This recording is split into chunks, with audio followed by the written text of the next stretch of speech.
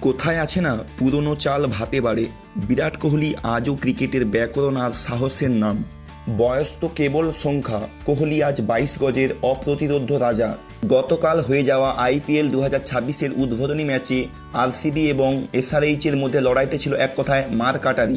SRH-এর অধিনায়ক হিসেবে অভিষেক ম্যাচেই ঈশান কিষান মাত্র 38 বলে 80 রানের একটি বিধ্বংস ইনিংস খেলেন, যার মধ্যে তিনি 5টি ছক্কা এবং 8টি চার মারেন।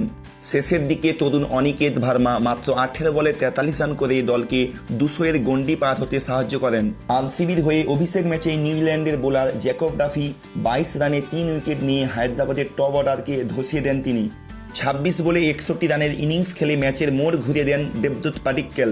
তিনি মাত্র 21 বলে হাফ সেঞ্চুরি পূরণ করেন।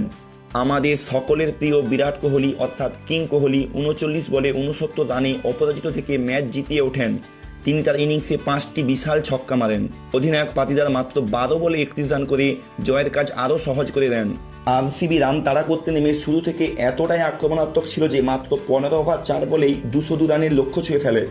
চিন্নাস্বামী স্টেডিয়ামে এটি ছিল আরসিবির এক দাপুটে পারফরম্যান্স।